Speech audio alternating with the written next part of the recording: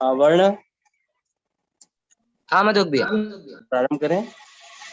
हाँ प्रारंभ करो। माता जी के शायद डाटा खत्म हो गया ना। हाँ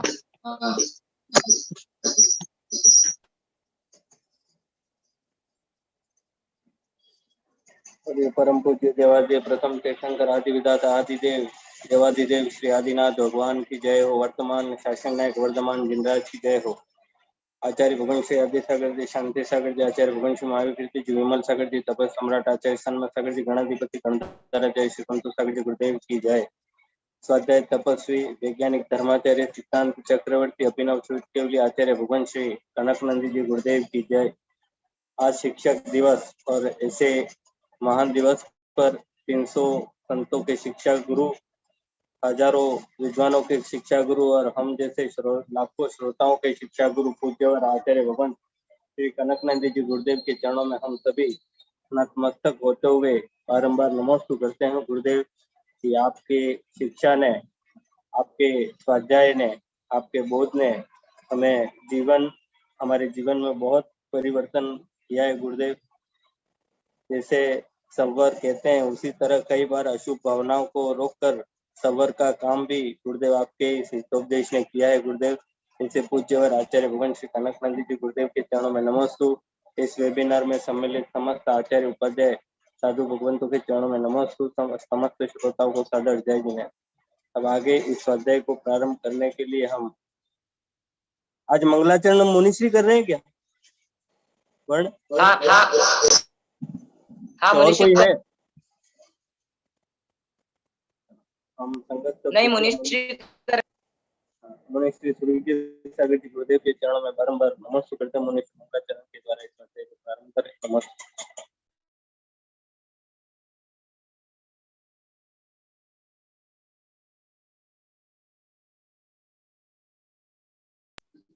जय बोलो अनंतानंत सिद्ध परमेष्टि भगवान की जय।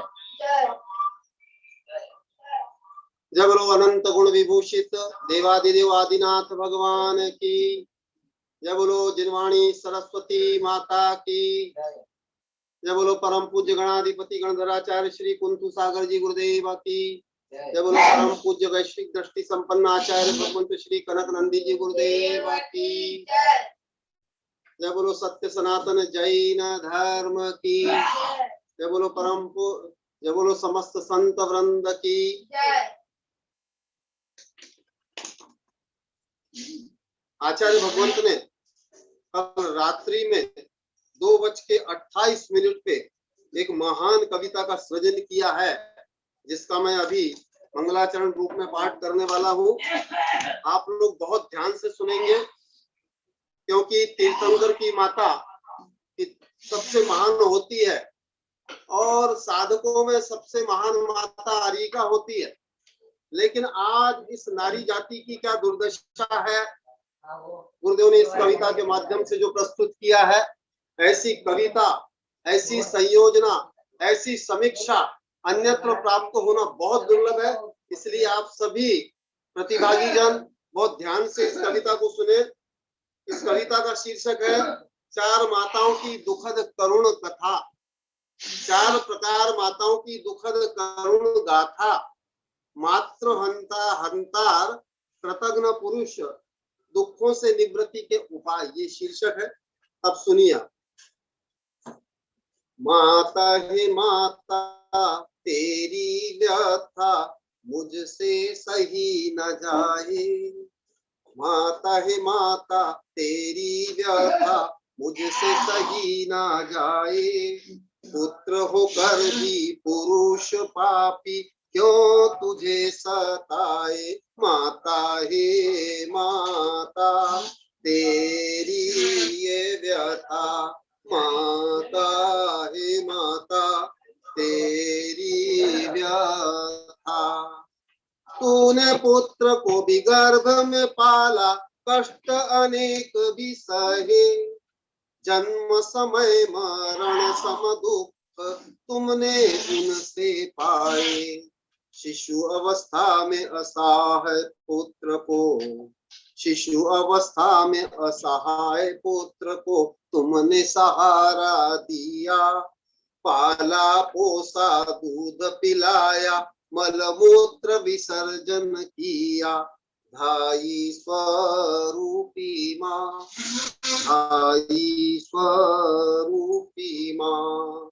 रात्रि जागरण दिन में न सोई, रोते को दुलार किया, नवन करा के वस्त्र पहनाया, भाषा संस्कार सिखाया। तेरे कारण से मातृभाषा, तेरे कारण से मातृभाषा व मातृभूमि कहलाई।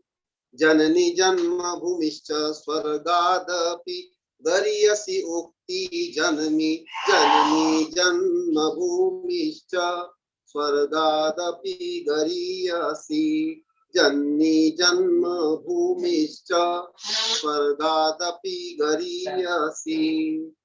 यत्र नार्यस्तु पूज्यन्ते रमन्ते तत्र देवता नीति जननी, सहस्रं तु पितृमाता गौरवे नातिष्यते रीति जन्मी।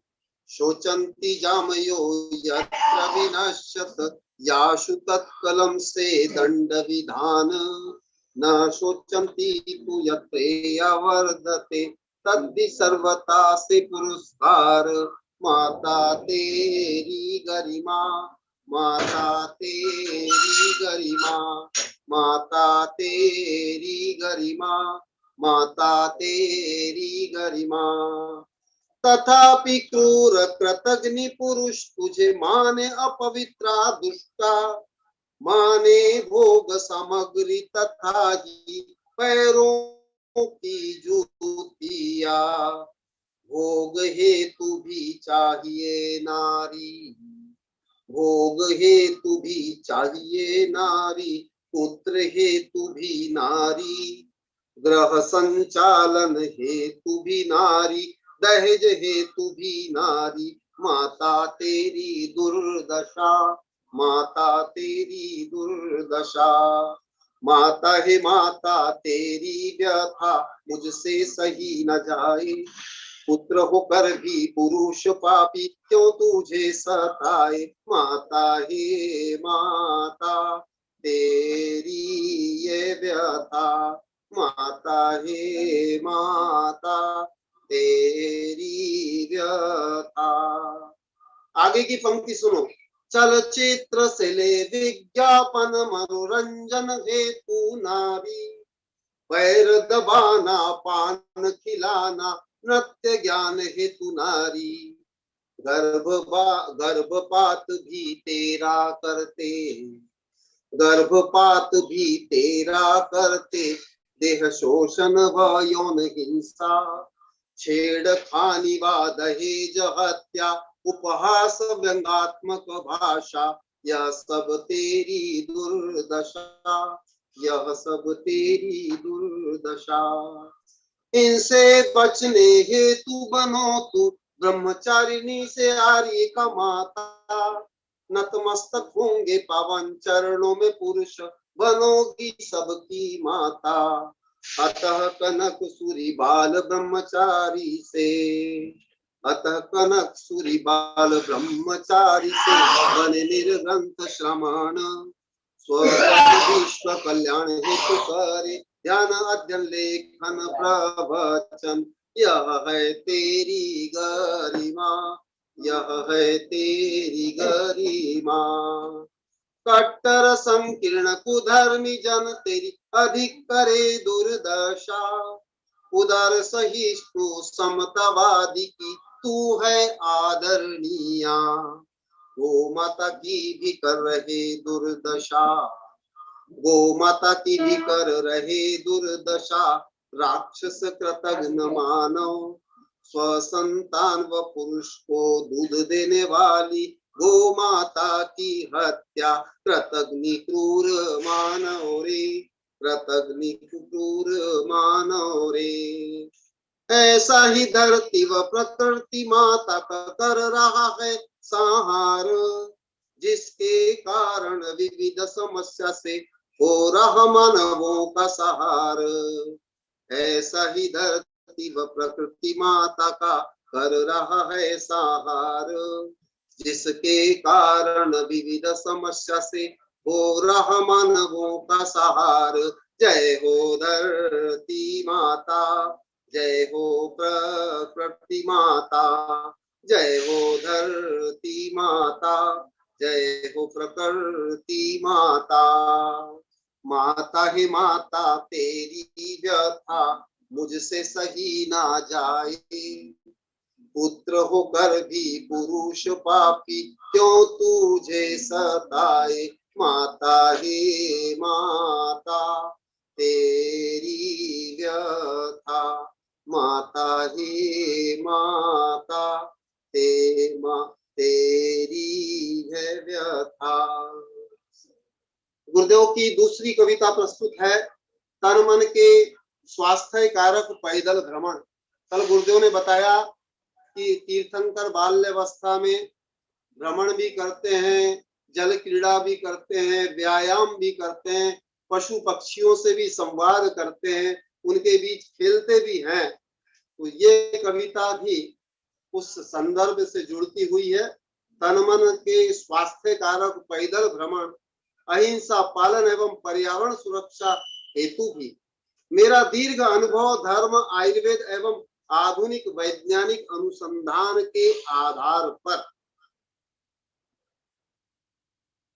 सुबह शाम पैदल भ्रमण करो, तन मन को स्वस्थ किया भी करो, विभिन्न रोगों को भगाया करो, स्मरण शक्ति को बढ़ाया करो, टेंशन फ्री हुआ भी करो, फ्रेश फील एक्टिव रहा भी करो, प्रदूषणों से रहित वन उपवनों में नंगे पैर शीघ्रता से सीधा तन चलो रे, 5-6 किलोमीटर हर रोज चलो रे, प्राणवायु पर्याप्त नाक द्वारा पाओगे, कोमल सूरज की रोशनी से नहाओ, प्रकृति से विटामिन डी भी पाओ, 35 प्रकार की सुगंधी होती है, वन उपवनों में प्राणवायु होती है, प्राकृतिक संगीत सुंदरता होती है, विहंगमों की मीठी ध्वनि होती है, भौतिक मूल्य बिना ये प्राप्त होती है, संगीत सुंदरता स्वयं ही मिलती है।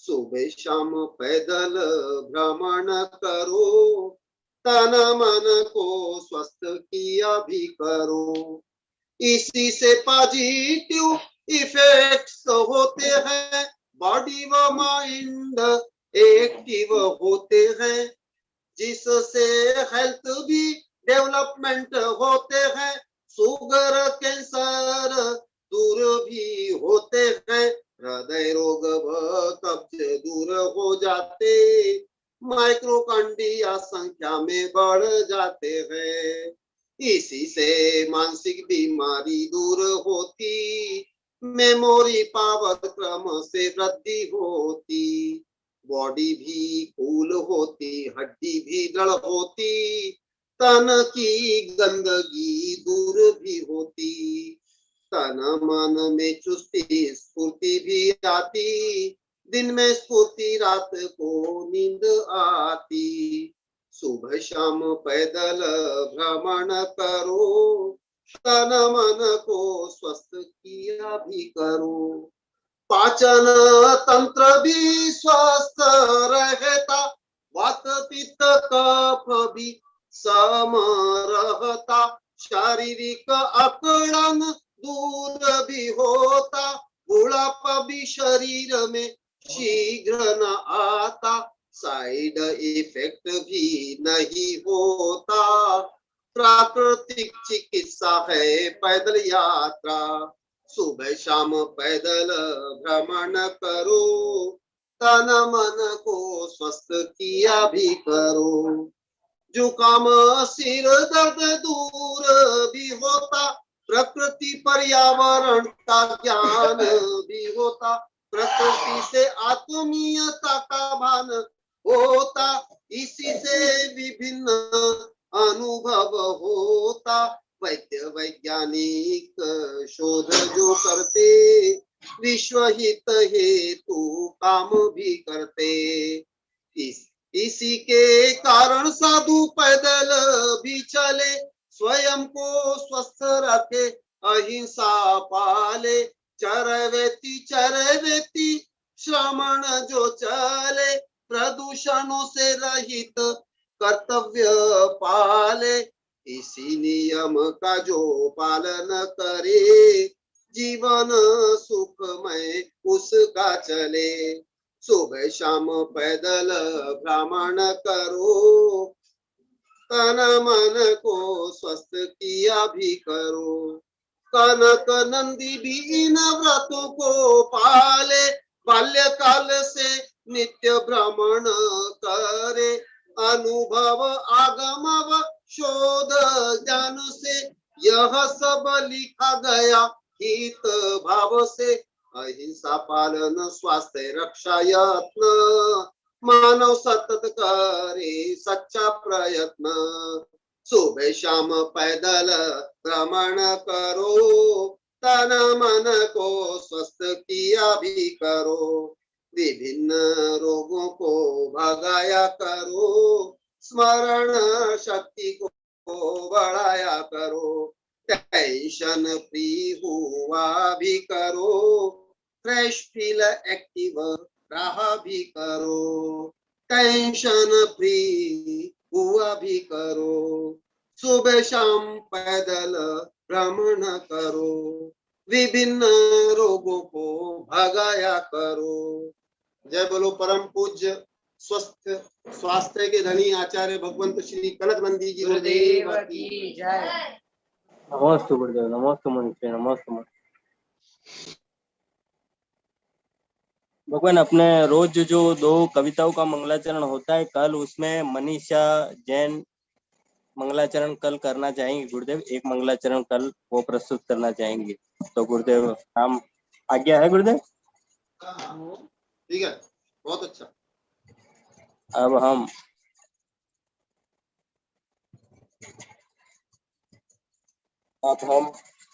आज गुरु दिवस, शिक्षक दिवस पर हम सबके गुरु हमारे भगवान आचार्य भगवान श्री कनकनंदी जी गुरुदेव के चरणों में हम सभी श्रोता बारंबार नमोस्तु नमोस्तु करते हैं। गुरुदेव अपने मुखारविंद से इस स्वाध्याय सभा को आरंभ करें। नमोस्तु गुरुदेव, नमोस्तु गुरुदेव, नमोस्तु। ओम नमः सिद्धेभ्यः, ओम नमः सिद्धेभ्यः, ओम नमः सिद्धेभ्यः। धर्मात्मा बंधुओं, आज प्रातः काल वेबिनार के माध्यम से शिक्षक दिवस के उपलक्ष्य में प्रवचन हुआ था। ऐसे मेरे शिक्षक दिवस के अवसर पर स्कूल कॉलेज से लेकर के विभिन्न स्थल में 1000 प्रवचन हो गए हैं। और सुबह जो मैंने प्रवचन किया है वो विषय सुन लेना।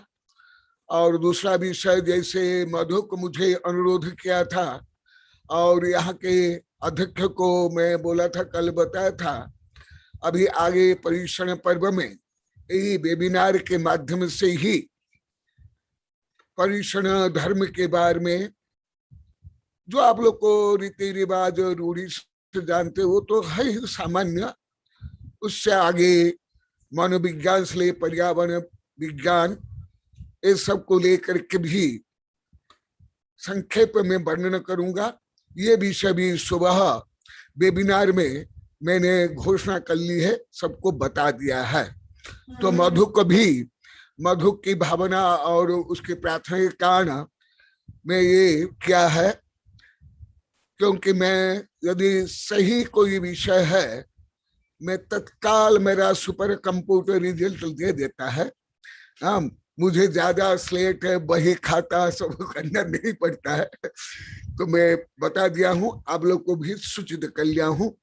मैं सब निर्णय करने में मैं टाइम वेस्ट नहीं करता हूँ। भले राष्ट्रीय अंतर्राष्ट्रीय कार्यक्रम में भी होते हैं वैज्ञानिक संगोष्ठी, जिस लेकर आप लोग को मैं लगभग जो समाज के लोग जिस कार्य के लिए मीटिंग के लिए ईटिंग के लिए फाइटिंग चलता रहता है वो सब नहीं, मेरा सुपर कंप्यूटर 1 सेकंड में वो सब निर्णय दे देता है।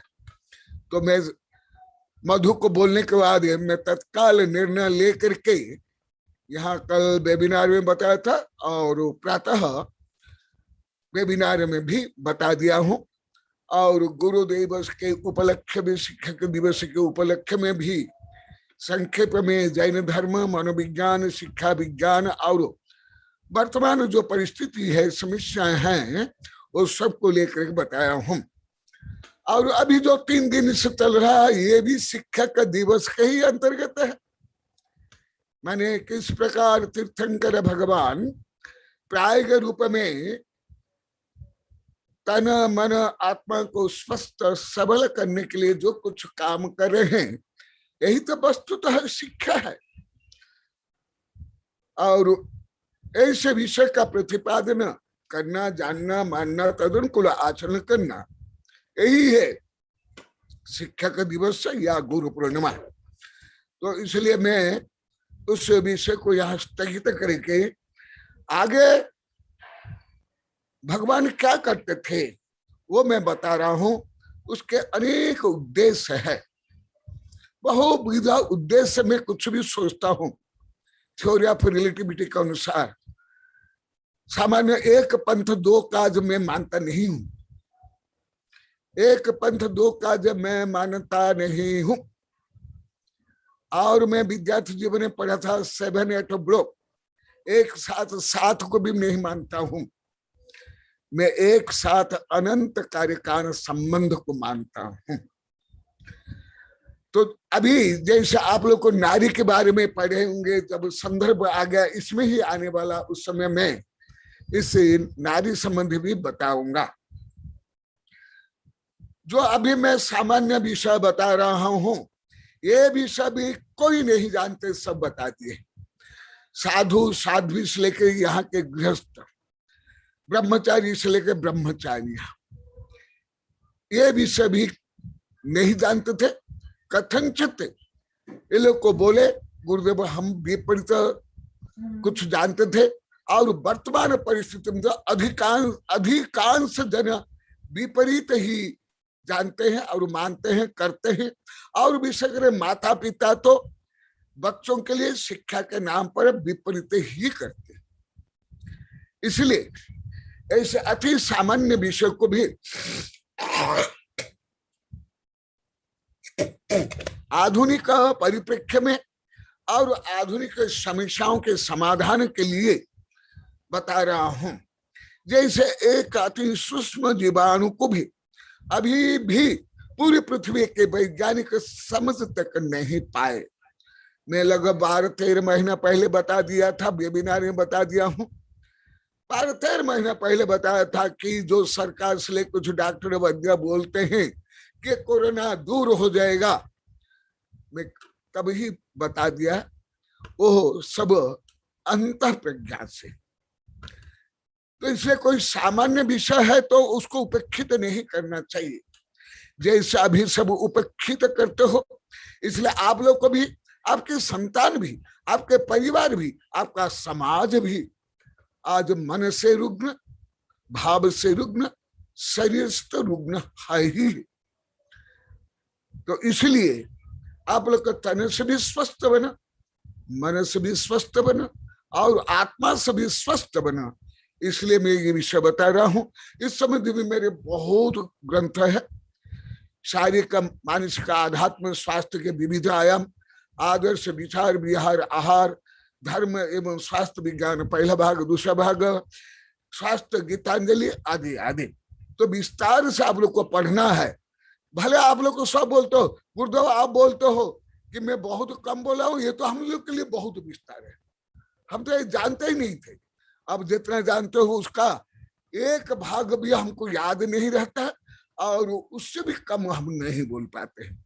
तथापि आप लोग उपकार के लिए मैं बता रहा हूं। जैसे एक दक्ष दयालु डॉक्टर मरीजी रोग संबंधी कुछ भी नहीं जानता है।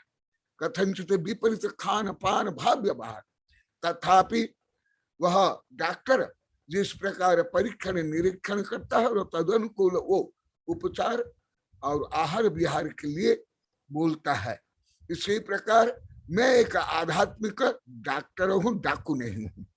मैं सुबह बताया था, मुझे सब साधु संत वैज्ञानिक प्रोफेसर हमारे संघ अन्य संघ के सुबह भी गुप्त नंदी सुविज्ञान सागर जी मुझे महा शिक्षक महागुरु मानते थे। केवल ये नहीं, ये तो बहुत छोटे साधु, अभी के साधु मेरे शिष्य, देश भूषण विमल सागर से लेकर भट्ट सागर से लेकर ज्ञानमती माता जी और अभिनंदन सागर जी मुझे मानते थे, परंतु मैं सुबह बोला नहीं, भले आप भक्ति से या मेरे गुरु मुझे प्रोत्साहित करके करने के लिए मुझे गुरु मानते हैं, महाशिक्षक मानते हैं, परंतु मैं तो स्वयं को बाल्यकाल से अभी और जब तक केवल ज्ञान नहीं होगा तब तक मैं विद्यार्थी ही मानूंगा। भले कई लोग नहीं मानते, गलत मानते, तथा मैं भी विद्यार्थी हूँ। 10 प्रकार साधु में एक विद्यार्थी साधु होता है। भले अभी मैं आचार्य पदवी में हूँ, परंतु मेरा भाव तो विद्यार्थी है।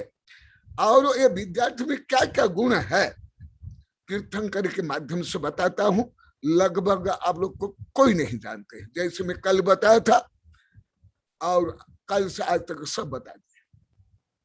बड़े बूढ़े हमारे दोनों ब्रह्मचारी सोहनलाल दादाजी, ये भी गणित के टीचर थे, यहाँ ब्रह्मचारी बैठे खुशपाल जी, ये सब भी बोले गुरुदेव हम कुछ नहीं जानते। इसलिए जब आप लोग को बोलता हम नहीं जानते थे, विपरीत जानते थे, मैं ज्यादा आप लोग के कमियों को दूर करने के लिए मैं ज्यादा बोलता हूँ। यदि आप जानते हैं इसे मान लोगे बोलोगे, मैं कुछ नहीं बोलूंगा, नहीं बोलूंगा, क्योंकि आप जानते तो मैं क्यों बोलता हूँ। जिनका पेट भरा हुआ है उनको क्यों खिलाऊं, जो भूखा है उनको खिलाऊंगा। तो आप यदि भूखे हो, अभी तो भूखे ही लगते हो, पहले तो आप लोग को सब कुछ जानते थे, माने ओमनीसेंट थे, सर्वज्ञ थे। यहाँ के बच्चे बूढ़े सब सब सर्वज्ञ थे। अभी बाल विद्यार्थी बनेंगे, यही आपकी महानता है, यही शिक्षक दिवस का संदेश है जो मैं सुबह बताया था। अभी वही शिक्षक दिवस में जो होता है, भले आप शिक्षक दिवस राधा कृष्ण को केंद्र करके मानते हो, मैं भी मानता हूं, मैं भी बोलता हूं, परंतु मैं तो शिक्षक सर्वज्ञ भगवान को ही मानता हूं। उसके बाद गणधर, उसके बाद आचार्य, ये स्कूल कॉलेज विश्वविद्यालय के शिक्षक, ये लौकिक शिक्षक है, सामाजिक शिक्षक है, परम शिक्षक परम गुरु केवल सर्वज्ञ है। तो ऐसे जो सर्वज्ञ बनने के पहले, जैसे कल बताया था, आज सब बता दिए, कल शाम को भी बताए कि गुरुदेव रियल हम नहीं जानते थे, केवल गृहस्थ नहीं, ब्रह्मचारी से लेकर के आर्यिका और साधु तक। तो इसलिए और भी क्या करना चाहिए, क्योंकि तो अभी एक सूत्र कार्यक्रम है आप लोग का, एक सूत्र कार्यक्रम, money money money brighter then sunshine sweeter than Honey. आपका केवल एक सूत्र कार्यक्रम है, पढ़ाई हो, धर्म हो, परिश्रम चातुर्मास पंच कल्याण, जैसे मेरा एक सूत्रीय कार्यक्रम है, आत्मा को परमात्मा बनाना। इसलिए जब मैं आत्मा के बारे में पहले बोल रहा, यहाँ सब ब्रह्मचारी खुशपाल मणिभद्र दीपे से लेकर यहाँ सब के लोग मुझे महाघमंडी शिरोमणि मानते थे। रावण कंस हिटलर से भी मुझे घमंडी मानते थे। और अभी जब ज्ञात हो गया, अभी बता रहे कई हजार बार बोल दिया गुरुदेव हम कितने पापी थे, कितने विपरीत थे, कितने घमंडी थे। रो रहे हैं अभी लगभग 4-5 वर्ष यहाँ रो रहे, तो बोले और रो, पश्चाताप फलच्युति। कोई आप लोगों ने कोई छोटा काम पाप नहीं किया है, घाती कर्म बांधा है, घोर घाती कर्म, जो आप लोग को कई हजार बार बोल दिया।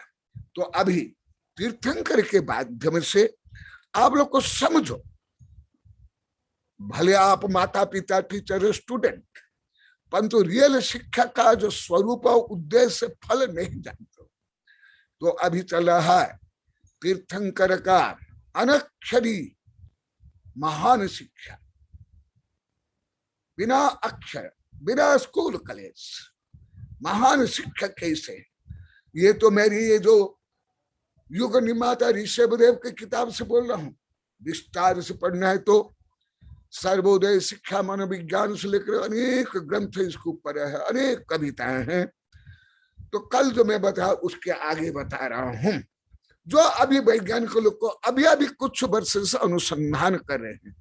मेरी कविता में भी अभी सुने, पहले भी वैज्ञानिक लोग को अनुसंधान नहीं किए थे, नहीं जानते थे, परंतु अभी वैज्ञानिक अनुसंधान जो है, मैं जो सबसे श्रेष्ठतम शिक्षा पद्धति मानता हूं पूरी पृथ्वी में, केवल भारत में नहीं, केवल होम्योपैथी, एलोपैथी, प्राकृतिक शिक्षा से लेकर आयुर्वेदिक शिक्षा, अभी जो मेरा अनुभव है, आयुर्वेद शिक्षा से भी आधुनिक शिक्षा कुछ दृष्टि बहुत श्रेष्ठ है। अभी के आयुर्वेद में भी ऐसे कार्य का संबंध मुझे नहीं मिला है, सूत्र रूप में है। जैसे परस्वरूप ग्रहो जीवानम और अहिंसा परम धर्म, ये तोता के जैसे टेप के जैसे सब रट ले, तो परंतु वैज्ञानिक लोग को वो पीढ़ी विशेष विदेशी वैज्ञानिक जो प्राकृतिक प्रायोगिक रूप में विश्व की सुरक्षा के लिए, पृथ्वी की सुरक्षा के लिए, ग्लोबल वार्मिंग की जो समस्या उसे दूर करने के लिए और पर्यावरण सुरक्षा के लिए जो कर रहे हैं, उसका अरब भाग आपको ज्ञान तक नहीं, जानकारी तक नहीं है। जानकारी भी आप लोग को नहीं है। आप लोग का अहिंसा तो केवल कागजी अहिंसा है, केवल कागजी अहिंसा है, प्रायोगिक अहिंसा नहीं है, लिविंग रिलीजन नहीं है, केवल डेड रिलीजन है। तो इसलिए इसी प्रकार शिक्षा जो आप लोग को जानते हो वो डेड एजुकेशन है, और सर्वज्ञ भगवान का एजुकेशन लिविंग एजुकेशन है, सर्वोदय है, अंत्योदय है, वैज्ञानिक है, मनोवैज्ञानिक है, आध्यात्मिक है। इसलिए ऐसे सामान्य विषय को जो मैं हजारों पेज में लिखा हूं उसको मैं अति संक्षेप में बता रहा हूं, सुन लो। कल तक का बताया था, उसके आगे अभी कविता में भी आप लोगों ने सुना है। कदाचित नंदन स्वर्धित, हाँ ये मेरी किताब में 33 नंबर पेज है, 33 नंबर पेज और श्लोक नंबर 207। कदाचित नंदन स्वर्धित शोभंचिते बने वन क्रीड़ा समात मन वयस्येरन्वित सुरे। ये विषय विज्ञान अभी कुछ वर्ष पहले कुछ भी नहीं जानता था और विज्ञान अभी जितना जानते हैं तुम लोग क्या आयुर्वेद के बड़े बड़े आचार्य भी नहीं जानते। वो विषय यहाँ है जो मेरी एक कविता नहीं, इस कई कविता में लिखा हूं, मैं संक्षेप में बताता हूं। कभी कभी भगवान बाल भगवान, हाँ ये भी अभी गाते हुआ, मुझे तो ऐसे ही मेरा रिसर्च था कि ये सब तीर्थंकर ऐसे ही करते हैं। जैसा आप पंच कल्याण करते हो, किसी भगवान का कल्याण करते हो, तो केवल वही भगवान का पंच कल्याण नहीं होता है, भारत क्षेत्र के हर तीर्थंकर के पंच कल्याण होते हैं। इसी प्रकार जो मैं आदिनाथ भगवान के बारे में जो बताता हूं, ये हर तीर्थंकर बाल अवस्था में करते थे। केवल एक नाटक के रूप में पंचकल्याण में देख लेते हो, ना कुछ भी समझते हो। भले आप 8-10 बार देख लिया, यहाँ से बता दिए हैं, यहाँ बैठे हुए हैं, हम देख लिए कुछ भी नहीं जानते थे। केवल बाल क्रीड़ा का एक मनोरंजन रूप में, या बोली करके रुपया वर्षा करने की, पंचाश्चर्य होता नहीं, रत्न की वर्षा होती नहीं, तो क्या करते, रुपया की वर्षा के लिए ये सब नाटक के रस लेते हो सब। जैसे तैसे रुपया ही वर्षा होता जाए, क्योंकि आप लोग का इतने भाग्यहीन हो, कहाँ पंचाश्चर्य होगा। अरे दान भी नहीं देते, बोली भी देते हो, तो इसलिए आप लोग को ये समझ नहीं आता। जैसा भी आप लोग को 1000 बार बोल दिए, गुरुदेव जो आप पढ़ाते हो उससे भी ज्यादा आपके भाव से, व्यवहार, चारित्र से, समता से, शांति से हमें ज्यादा ज्ञान होता है। यही सुबह में बताया था गुरु का स्वभाव कैसे होता है। देखो देखो, अभी कुछ आप लोग को ढोंग रूप में मेरी लिखा हूं कविता में भी, साइकिल में जाएंगे वॉकिंग करने के लिए, या कार में बैठेंगे जाएंगे वॉकिंग करने के लिए, ऐसे लिखा हूं। ऐसे नहीं, कभी कभी नंदन वन में जाकर वृक्षों की शोभा के मध्य में देव बालक के साथ वन क्रीड़ा करते थे। ये सूत्र हो गया। कल भी सब बता रही थी, यहाँ बैठी है मणिभद्र की बड़ी बहन, छोटी बहन इधर बैठी है, दीपिका उधर बैठी उसकी बड़ी बहन। कल शाम को बोले रही थी, गुरुदेव कुछ जानते नहीं थे, कुछ सोचते भी नहीं थे, कुछ आता नहीं, इसलिए जो आप लोग कहीं बोले हो मैं आप लोग बता रहा हूँ, सुन लो। ये वन क्रीड़ा क्यों, हल्का सा बताता हूं। घर में क्रीड़ा करना ज्यादा लाभदायी नहीं है, बाहर से भी अंदर में ज्यादा प्रदूषण है। इसी प्रकार और में भी वॉकिंग करना या व्यायाम करना सही नहीं है। जहां प्रदूषण है वहां करना सही नहीं है, कथनचित ये सब गलत है, ज्यादा स्वास्थ्य के लिए हानिकारक है। और विशेषकर महानगर में ये वॉकिंग हो या व्यायाम हो, प्राणायाम हो, दिल्ली है, बम्बे है, बेंगलोर है, और हानिकारक ज्यादा, ये भी बता देता हूं। बम्बे, दिल्ली, कलकत्ता, बेंगलोर आदि जहां प्रदूषित शहर है, हाँ यदि समुद्र तीर में गए जहां बगीचा प्रदूषण नहीं है वहां तो सही है। अभी मेरे बम्बे में रहने वाले भी कई शिष्य है, दिल्ली आदि में, आप लोग को लिए बता देता, भले आप बम्बे में रहते, कलकत्ता में रहते, कोई आधुनिक नॉलेज थोड़े हैं। मैं देख लिया हूं, बहुत महानगर में रहा हूं, भारत के आधा से अधिक महानगर में रहा।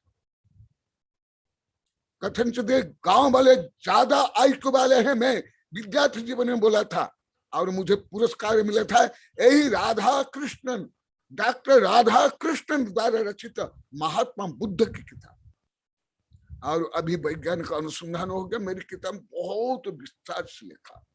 इसलिए गांव वाले तो जहां तहां कर सकते हैं, परंतु जो नगर में रहते हैं, अभी दिखाई दे है पंकज आदि, आप लोग के लिए विषय करे बताता हूँ। गुरुदेव बोले वॉकिंग करो, व्यायाम करो, तो बम्बे में तो छोटा नरक, बड़ा नगर बड़ा नरक है। पहले तो मैं बोलता था, आप लोग कोई नहीं जानते, मैं तो लगभग 55 वर्ष पहले विद्यार्थी जीवन में मैं बोलकर प्रथम स्थान लाया था। पर्यावरण तो शिक्षा अभी भी दे रहे हैं, अधिकांश को तो प्रदूषण शब्द तक नहीं जानते, पर्यावरण तक नहीं जानते। तो इसलिए देखा, इसलिए वन में क्रीड़ा, वन गमन, वन में व्यायाम, वन में प्राणायाम, योगासन, क्यों? इसका कारण है, जैसे हिंदू धर्म में शिव को शिव माने ब्रह्मा विष्णु महेश्वर क्या मानते हैं? जहर पी लिया। वस्तुतः वैज्ञानिक दृष्टि से वृक्ष जहर पीने वाले, पेड़ कार्बन डाइऑक्साइड से लेके मीथेन को प्राकृतिक रूप में शोषण करने वाले वृक्ष है। ये आधुनिक विज्ञान जो मैं बता रहा हूं, तुम्हारा बाबा आदम काल का विज्ञान भी नहीं। तुम लोग को भले नगर में भी रहा तो ये सब का अधिकांश नहीं जानते, नहीं जानते आप लोग। नगर के पढ़े लिखे भी ज्यादा नहीं जानते, क्योंकि वो प्रदूषण का आयु कम होती है। मैं बहुत प्राचीन काल में लिख लिया था, पंकज के गांव में भी मैं बोला हूं।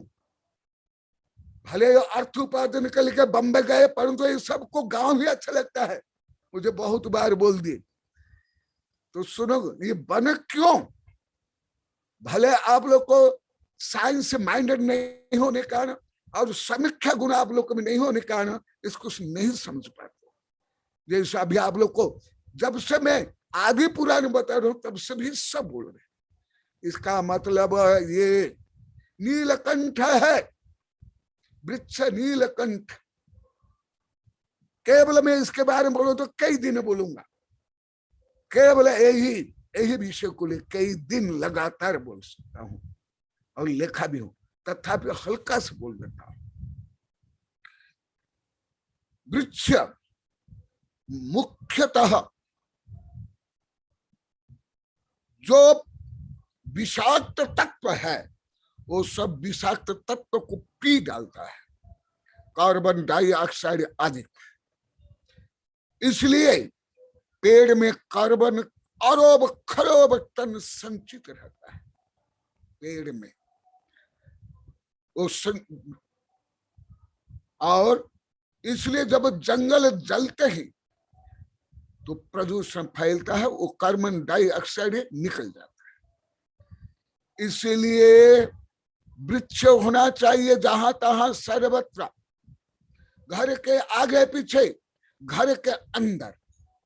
परंतु अभी कुछ फैसले के मारे स्वयं को आधुनिक बताने के लिए और गलत पेड़ लगाते हैं। तुलसी लगाना मिथ्यात्व मानते हैं। यहाँ भी लोग मानते थे 2007 में, और कैक्टस लगाते थे। यहाँ के जहां मैं बैठा हुआ यही कॉलोनी में, यहाँ के लोग भी नहीं जानते थे। कैक्टस लगाना पाप नहीं, पर तुलसी लगाना ये मिथ्यात्व है। तुलसी अवश्य लगाना चाहिए। इसके लिए तुलसी हर समय में ऑक्सीजन छोड़ती है, कार्बन डाइऑक्साइड ग्रहण करती है।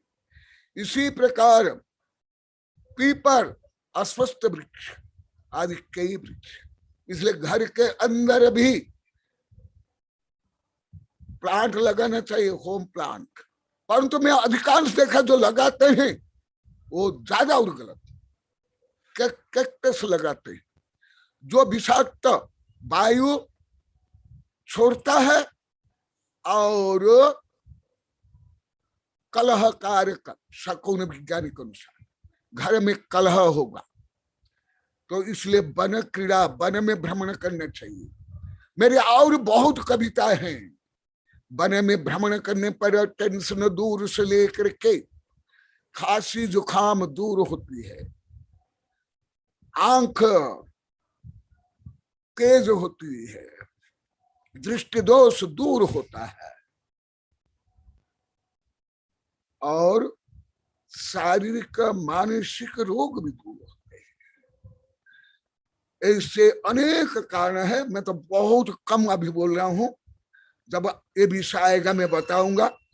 तो इसलिए तीर्थंकर तक वन क्रीड़ा करते थे, जंगल में जाते थे। केवल कृष्ण नहीं, केवल राम नहीं, हर तीर्थंकर, हर महापुरुष, हर महापुरुष हर करते थे। ना आप लोग को जंगल में जाते हो, ना पेड़ लगाते हो, और ज्यादा करके भारत के लोग और भारत सरकार तो को अभी तक विज्ञान का भी ज्ञान नहीं। जहां तहां जंगल, छोटे छोटे गांव में भी मैं लोग को बताया हूं क्या नाम है गांव, छोटे छोटे गांव में भी जहां आवश्यकता नहीं, बस्सी साहब के बस्सी, एकदम छोटा सा गांव पहाड़ के अंदर, जंगल के अंदर, अनावश्यक जहां तहां पेड़ काट करके रोड बना लिए। मैं अभी कई वर्ष पहले गया था, इन लोग को बताया था। अभी हल्के बहुत कम नहीं जैसे लोग को जानते हैं, ये जो रोड के लिए, रेल लाइन के लिए, फैक्ट्री के लिए, घर के लिए, आदि के लिए जो जंगल काटते हो, आप लोग को स्वयं की हत्या करते हो। ये भारत में अभी विज्ञान का इतना ज्ञान नहीं है, ना सरकार को, अधिकांश पढ़े लिखे लोगों को। ये तो मैं उच्चतम जो विज्ञान रोज पढ़ता हूं उससे मुझे ज्ञान हुआ है। मुझे कोई भारतीय ज्ञान विज्ञान से नहीं हुआ है, ना धर्मशास्त्र से हुआ, ना आयुर्वेद से हुआ। ये जो मैं ज्ञान दे रहा हूं, मैं विदेशी ज्ञान दे रहा हूं, विदेश का ज्ञान। भारत के अधिकांश वैज्ञानिक प्रोफेसर वैद्य डॉक्टर जानते नहीं, आप लोग क्या जानोगे। और कुछ बता देता हूं हल्का सा। जंगल के कारण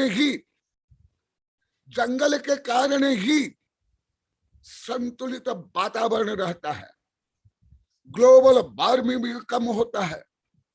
और संतुलित वातावरण का ना, ग्लोबल वार्मिंग नहीं होने का ना, संतुलित वर्षा होती है। और जंगल के अभाव से, पर्यावरण प्रदूषण से कहाँ अतिवृष्टि होगी, कहाँ हीन वृष्टि होगी, उसका भी थोड़ा वैज्ञानिक कारण बता देता हूं। जहां गर्मी बढ़ेगी वहां वो गर्मी से जो वातावरण गर्म हो जाता है, वो जल कणों को ज्यादा सोच लेता है। इसलिए जहां वर्षा होगी वहां अति वर्षा होगी। जैसा भी अमेरिका में, भारत के उत्तराखंड आदि में कई प्रदेश में अतिवृष्टि हो रही, इससे भी बड़ा कारण है वृक्ष को काट डालना। क्या आप लोग समझ सकते हो, क्या मान सकते हो? संभवतः अब लोग को शायद कोई समझ नहीं पाओगे, मुझे गलत मानोगे कि गुरुदेव क्या बकबक कर रहे हैं। कहा पेड़ काटने से अतिवृष्टि अनावृष्टि हो जाएगी? और भी बताता हूं, अभी ज्यादा पूरी पृथ्वी में अधिक वर्षा हो रही है, और अधिक गर्मी भी और अधिक सर्दी। माने जो वातावरण का बैलेंस है वो बैलेंस बिगड़ गया, इसलिए संतुलन नहीं रहा। इसलिए कहा अतिवृष्टि, कहा अनावृष्टि, कहा भूकंप, कहा अतिमारी, आदि आदि समस्याएं हैं। ये सब ज्ञान मुझे विदेशी वैज्ञानिकों से ही हुआ है, भारत के कोई वैज्ञानिक प्रोफेसर, साधु, संत, आचार्य से हुआ नहीं। ये भी मैं बता देता हूं। ना मुझे धार्मिक ग्रंथ से भी हुआ, ना आयुर्वेद ग्रंथ से भी हुआ, ना नीति ग्रंथ, ना कानून संविधान ग्रंथ। इसलिए जो मैं विज्ञान को क्यों रोज पढ़ता हूं, अप टू डेट ना फॉरवर्ड डेट में रहता हूं विज्ञान से। और कुछ बता देता हूं, पेड़ का महत्व। आप लोग को पेड़ का महत्व कुछ भी समझ नहीं आता है। मैंने भारत सरकार से लेकर जहां तहां पेड़ काटते जाते हैं, सरकार के ऑर्डर से, रोड के लिए, रेल लाइन के लिए, स्कूल के लिए। हजारों स्कूल अभी बने हुए हैं, अरब रुपया खर्च हुए हैं, सब खंडहर पड़े हुए हैं, केवल दिखावा के लिए स्कूल भी बना देते। ऐसे ही रोड वगैरह। तो पेड़ काटना, केवल पेड़ को काटना नहीं, पर्यावरण को काटना है। आज कविता है ना, 4 प्रकार माँ की दुर्दशा, उसमें लिखा हूं संक्षेप में। तो पेड़ लगाना चाहिए, पेड़ काटना नहीं चाहिए। अभी 8-10 वर्ष पहले बच्चे यदि पेड़ लगाते थे और वो पेड़ में पानी देते थे, माता पिता से लेकर के ये पत्रकार लोग को बार बार अपना चित्र में लोग को बताया हूं, साधु संतों को, ये कितना भारत के लोग को बेवकूफ है, साक्षर मूर्ख है, अनारी है। बच्चे पेड़ लगाते ही गलत हो गया, पानी देते गलत हो गया, बगीचा साफ करते हैं, स्कूल साफ करते गलत हो गया। ये जब वो प्रधानमंत्री जापान गए, जापान के बच्चे कान पकड़े प्रधानमंत्री मोदी से लेकर के। इसलिए आप लोग को अभी विवश होकर के ये सब ढोंग रूप में बोल देते हो। केवल अर्थात पर्यावरण सुरक्षा केवल किसान करता है, कोई नहीं करते, कोई धार्मिक नहीं, कोई संस्था नहीं, कोई सरकार नहीं, केवल मूल रूप में किसान। तो ऐसे बहुत इसमें ज्ञान विज्ञान है। और वहां क्रीड़ा करने से ऑक्सीजन ज्यादा मिलती है, प्राकृतिक वातावरण में ऑक्सीजन ज्यादा होती है 21%। मैं बिना अभी बिना भी दिखाई दे रही है, मैं बिना को भी प्रोफेसर प्रभात को भी बहुत वर्ष में बोला था, कम से कम 12, 13, 14, 15 वर्ष से बोला था। वो रिटायर होकर के मेरे पास अभी बहुत वर्ष से पढ़ रहे थे, रह रहे थे। तो मैं यहां भी बोला था, कई जगह बोला था, प्रभात बीणा को भी बोला हूं, कई विषय बीणा को नहीं बोलता था कि वहां दिल्ली तरफ बहुत प्रदूषण है, तुम लोग को वहां मत रहो, वहां से इधर आ जाओ। कुछ मन भी बनाए लिए थे और रहते थे 5-5-6 महीना भी, परंतु उस समय में भी भारत के लेक्चर प्रोफेसर साधु संत सरकार न्यायालय भी ये सब नहीं जानता था, अभी भी ज्यादा जानते नहीं, अभी भी नहीं जानते हैं। उनकी क्रिया प्रतिक्रिया से ज्ञात होता है, भारत के लोग को अभी तक नहीं जानते, पेड़ नहीं लगाते हैं घर के आगे पीछे। उदयपुर में एक जैनी सज्जन मेरे पास आए, वो पानी सुरक्षा के लिए, जो बरसात के पानी है वो सुरक्षा करने के लिए कई वर्ष तक मेरे पास आए, फिर मैं लास्ट में उसको डांट दिया, फटका लगा दिया। और भी कई लोग को सुने हैं, बोले कि तुम लोग को क्या कर सकते हो, तुम्हारे तो घर के आसपास भी मिट्टी तक नहीं, पेड़ तक नहीं, तुम ये ढोंग क्यों करते हो। बोले कि मैं कोई तुम्हें, वो बोले थे गुरुदेव आप वैज्ञानिक दृष्टि से सब जानते हो, आपके सब शिष्य बड़े बड़े वैज्ञानिक प्रोफेसर आदि है, आप बोलोगे तो सब मानेंगे, हम बोलते तो कोई नहीं मानते। तो कई बार सुना, लास्ट में एकदम उसको फटका लगा दिया। तुम्हारा घर के आसपास भी कहाँ जमीन है, कहाँ मिट्टी है, गंदगी फैल जाएगी, कहाँ पेड़ है, कहाँ है। देखो अब ये आगे भी संदर्भ के अनुसार बताऊंगा। ये मुझे ये सब विदेश वैज्ञानिकों से ज्ञात हुआ, केवल विदेश वैज्ञानिकों से। भारत के कोई, मुझे कोई ज्ञान विज्ञान किताब से नहीं, कोई प्रोफेसर लेक्चर से नहीं, ये सब विदेश से हुआ। मैं जो कुछ बता रहा हूं ये विदेशी वैज्ञानिकों का ही योगदान ज्यादा है। इसलिए अभी भी, पहले भी महानगर में ही संक्रामक रोग प्रारंभ होते थे, फैलते थे। पूरा इतिहास मुझे ज्ञात है देश विदेश के। प्लेग रोग हो या जैसे अभी चीन से रोग है, सब महानगर से फैला। क्यों? वहां पेड़ नहीं, प्रकृति नहीं, केवल ईंट पत्थर के जंगल, ना ऑक्सीजन है, ना सूर्य किरण है, ना बच्चों के लिए खेलने के लिए धूली मिट्टी है, ना बगीचा है। इसलिए जब भी, अभी भी देख लो ना, कोरोना भी ज्यादा महानगर में है, अभी भी है। और वैज्ञानिक का अनुसंधान आ गया है, ये कोरोना के लिए भी एक बड़ा कारण है प्रदूषण। और प्रदूषण केवल कोई कृत्रिम यंत्र से नहीं, अभी जैसे दिल्ली में कुछ कृत्रिम यंत्र लगा रहे हैं, ये क्या होगा, इससे कुछ भी नहीं होने वाला है, केवल अधिकांश अरब खरब रुपया खर्च हो जाएगा। तो इसलिए देखो हमारे भगवान भी, आगे मैं बताऊंगा, इसलिए भगवान जंगल में जाते थे, जंगल में जाकर ध्यान के, पेड़ के नीचे ही बैठ के ध्यान के, आगे सब आएगा उस समय भी बताऊंगा, इसलिए अभी पूरा नहीं बताता। इसलिए उनका बोधि वृक्ष हो, तीर्थंकर का बोधि वृक्ष हो, महात्मा बुद्ध का बोधि वृक्ष हो, या हिंदू धर्म के ऋषि मुनि भी सब जंगल में रहते थे, वन में रहते थे, और वन में रह करके ही वो भगवान बन गए। इसलिए वन का कोई महत्व कम नहीं। तुम्हारे जंगल रूपी महानगर, तुम्हारी फैक्ट्रियां, तुम्हारे स्कूल कॉलेज विश्वविद्यालय, तुम्हारा न्यायालय, तुम्हारा हॉस्पिटल से भी श्रेष्ठ है, श्रेष्ठ हॉस्पिटल जंगल है, पेड़ है। इसलिए जैसे तुम लोग को किसको बोलते हो ये जंगली है, तुम स्वयं का अपमान करते हो, उसकी प्रशंसा करते हो।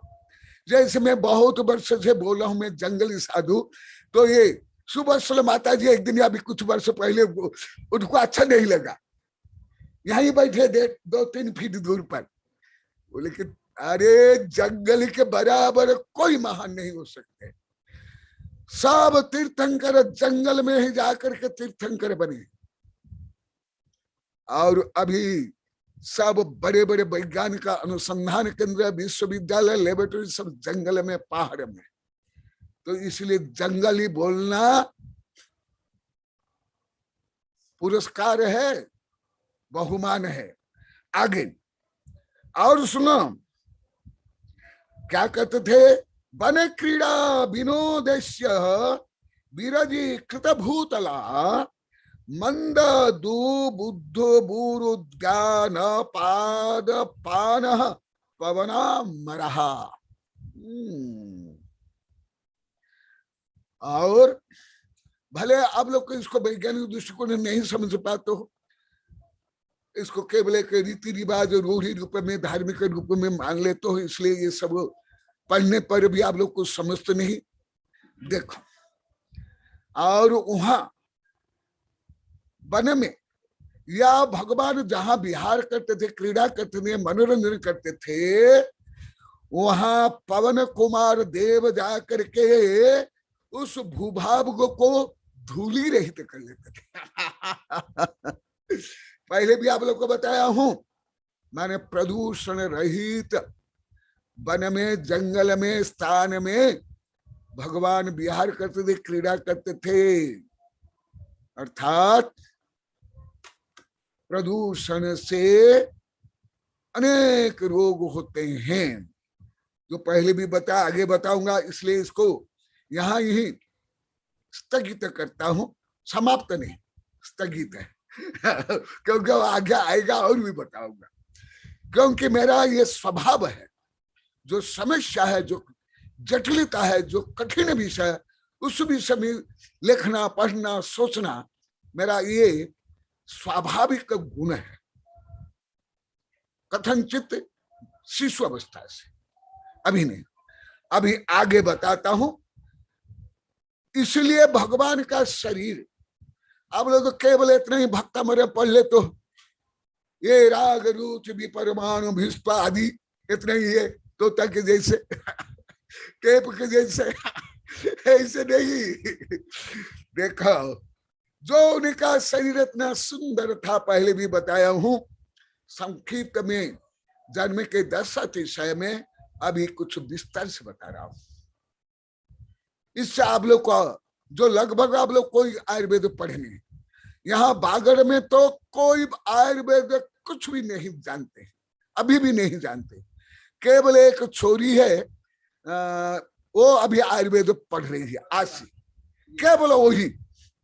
यहाँ आयुर्वेद का तो गंध तक नहीं, कोई जैन लोग को जानते तक नहीं, कोई नहीं।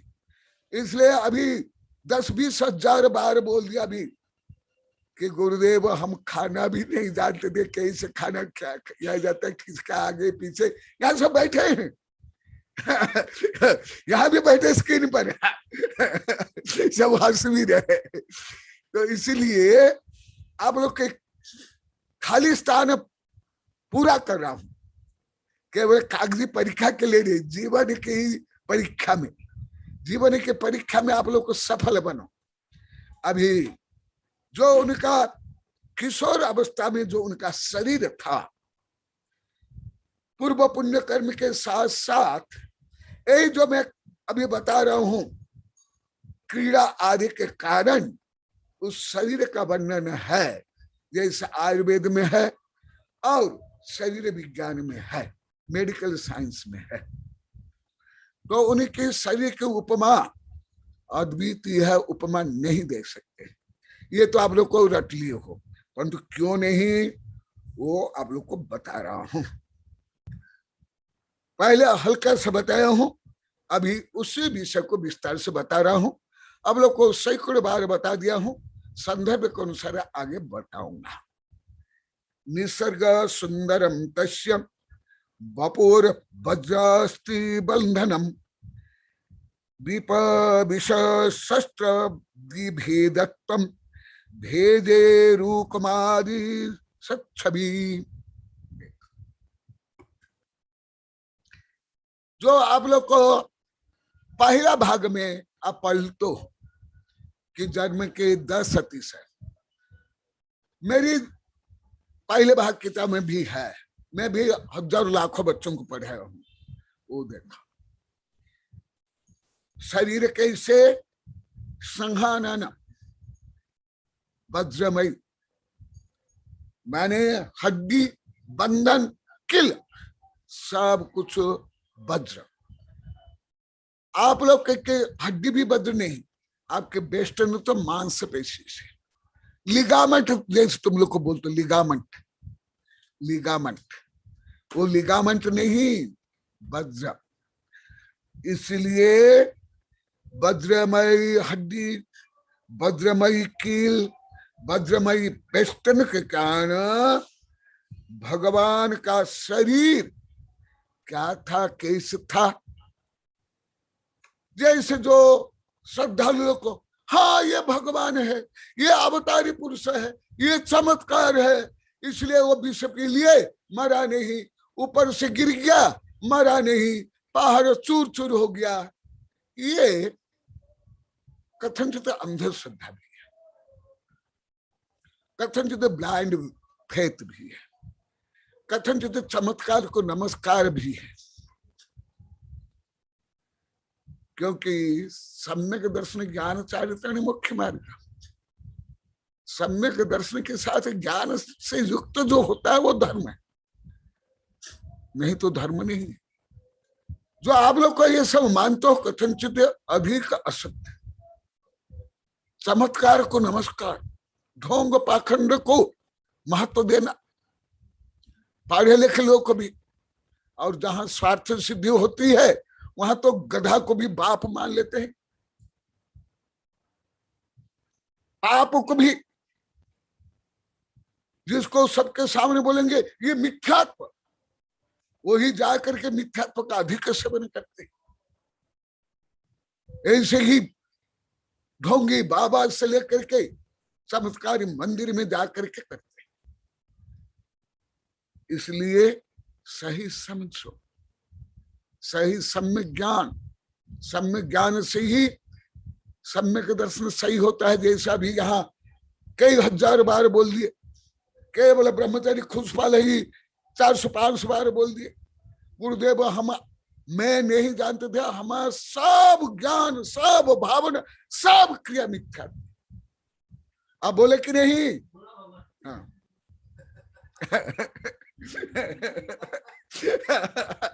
मुझे मेरे लिए साक्षी नहीं चाहिए, तुम लोग के लिए साक्षी चाहिए, क्योंकि भारत का संविधान हो, कानून सब कागजी है, गुलाब कानून, गुलाब संविधान भी है।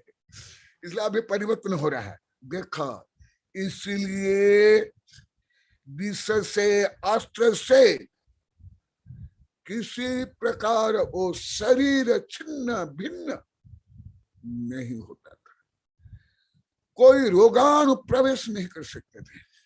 कोरोना क्या, कोरोना से भी करोड़ अरब शक्तिशाली रोगाणु भी कुछ नहीं कर सकता था। क्यों? वो कारण बता रहा हूं। कोई इसने पक्षपात नहीं किया है। जैसे मैं कई बार बोलता हूं, सत्य मेरे पक्षपाती है और आप लोग के विरोधी है। ना आप लोग को विरोधी ना मेरा पक्षपात। मैं सत्य जानता हूँ, सत्य बोलता हूँ, सत्य लिखता हूँ, इसलिए वो सत्य है। देखो जो आप लोग को पढ़े होंगे मीराबाई के बारे में, सुकरात के बारे में, आप लोग को नहीं पढ़े तो मैं तो पढ़ा ही हूँ, मैं बीच में जो बोलता भी हूँ। वो छोड़ो, विदेश के छोड़ो, आप लोग को सीरियल में देखे होंगे हनुमान को विष पिला दिया गया, वो मरा नहीं। क्यों नहीं? और तीर्थ के साथ ऐसे क्यों? और कुछ भी हो, थोड़ी सी विपरीत परिस्थिति में भी कितनी सारी की समस्या हो जाती। सर्दी जुकाम मुझ भी हो जाती, सर्दी जुकाम खांसी ये हो, सिर दर्द। सुनो, इसलिए विश्व शास्त्र अभेद्यत्व, कोई अस्त्र शस्त्र से भगवान का शरीर छेद भेद कर नहीं सकता है। इसलिए छद्मस्तावस्था में उपसर्ग होने पर भी, जैसे पार्श्वनाथ उपसर्ग हुआ, महावीर भगवान को उपसर्ग हुआ, तथापि अकाल मरण नहीं हुआ। कमठ इतने इतने बड़े बड़े पत्थर भगवान के ऊपर गिराया, मुसलधारा वर्षा की, हड्डी मांस फेंका, तो भी भगवान का बाल भी बंका नहीं हुआ तुम लोग की भाषा में। क्यों नहीं हुआ? यही कारण, यही कारण। और आप लोग को पेपर में पढ़ते, टीवी में देखो, कभी प्रायोगिक रूप में हजार लोग मर जाते हैं, छोटे छोटे 2-3 महीने के बच्चे बच जाते हैं, भूकंप में भी, दुर्घटना में भी, रेल दुर्घटना में, सड़क दुर्घटना में। ये भी क्या है? ये भी कर्म सिद्धांत है, ये भी। तो इसलिए और क्या होता है देखा, और वज्रमय उनका अभेद्य था। और आयुर्वेद सिद्धांत, आयुर्वेद के अनुसार वात पित्त कफ जब संतुलित रहता है तब उसको स्वास्थ्य कहा जाता है। आध्यात्मिक दृष्टि से स्वयं स्थित होना स्वास्थ्य। आप लोग तो स्वास्थ्य भी नहीं बोलते, तबियत तबियत तबियत। स्वस्थ हो अस्वस्थ हो ये शब्द भी आप लोग को कोई लगभग नहीं बोलता, केवल मुसलमान ही गुलाम की ही भाषा बोलते हो और शब्द भी बोलते हो। अभी भी कोई भाषा में सुधार नहीं हुआ है आप लोगों में। हिंदी तो आप लोग को बोलते ही नहीं, आते भी नहीं है। वही पश्तू, वही अरबी, वही उर्दू, वही मुसलमानी, वही शब्द। इसलिए शुद्ध हिंदी आप लोग को समझ नहीं आती है। अभी मुझे 4-5 वर्ष समझ में आया, पहले नहीं आया। मुजफ्फर से जैसे विद्वान की नगरी, लौकिक ज्ञान में और आध्यात्मिक ज्ञान में मुजफ्फरनगर जैसे कोई नगरी उस समय नहीं थी, A to Z। वहां भी सब आकर मुझे बोले, गुरुदेव आपकी भाषा बहुत कठिन है, सरल करो। परंतु मुझे तो समझ में नहीं आया। अभी 5-6 वर्ष से समझ में आया। तो इसलिए भाषा भी सीखो, शब्द ज्ञान भी सीखो। शब्द ज्ञान शब्दकोश आप लोग कभी यहाँ वेबिनार में बैठे हुए, यहाँ ही 5-6 मैडम और सर आते हैं पढ़ने के लिए। टीचर तो मेरे पास कहाँ भी पढ़ने के लिए नहीं आते, अभी तक तो नहीं आए। हाँ, बड़े बड़े उच्च पढ़े लिखे सब तो आते हैं, परंतु टीचर तक कोई आते नहीं मेरे पास पढ़ने के लिए। केवल यहाँ कुछ टीचर मैडम आती है और एक टीचर केवल आता है, उसका नाम क्या है? सुरेंद्र जी। एक ही टीचर कभी कभी आता है, नंदोड़ में भी आता है। और कुछ मैडम यहाँ भी बैठी हुई है, 5-6 ही यहाँ आते हैं। और छोटे से छोटे गांव में हो, महानगर में टीचर लोग को तो वो मास्टर है, वो तो फुल हो गए, केवल ज्ञान हो गया, स्नातक हो गया। परंतु वैज्ञानिक लोग को सब विद्यार्थी, मैं तो ही हूं, केवल वैज्ञानिक ही विद्यार्थी है, आप लोग को सब मास्टर हो, इसलिए काला अक्षर भैंसा बराबर आगे पाठ पीछे सपा। तो सुन लो आगे, और क्या, वात पित्त कफ संतुलित होने के कारण भगवान का शरीर भी स्वस्थ रहता था। कई कारण देखो मैं बता रहा हूं, पुण्यम वज्रम ऋषभ नारायण सहनन व्यायाम प्राणायाम प्राकृतिक और वन में जाकर के भ्रमण करना, उसके साथ समुद्र से भोजन आना, देखो कितने कारक है। सुनो, ये सब पूजा पाठ में भी है, जयमाला आप लोग को 1000 बार पढ़ लियो हो,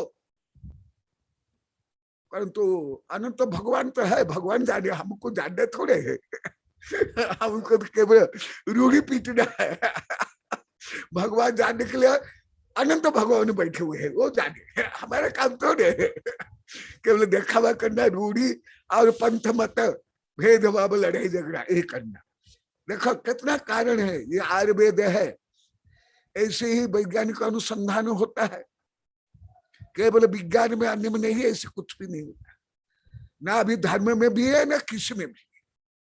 इसलिए धर्म अनंत काल का प्रवृद्ध होते हुए भी अभी बूढ़ा है धर्म, और विज्ञान 3.5 वर्ष का शिशु होते भी आज मास्टर है। आज विज्ञान को कानून हो या राजनीति या धर्म शिक्षा सबको नतमस्तक होकर के स्वीकार करना पड़ता है। कोई धर्म का सिद्धांत बताए कोई नहीं मानते, परंतु विज्ञान का सिद्धांत मानते ही किसी भी धर्म के सब मानते। आतंकवादी तक इंग्लिश बोलते हैं, आतंकवादी तक मोबाइल इंटरनेट जानते हैं, और विज्ञान विरोधी विज्ञान को काफिर मानते। और ये क्यों, यही तो है सम्यक ज्ञान, सम्यक दर्शन ज्ञान चारित्र मुख्य मार्ग।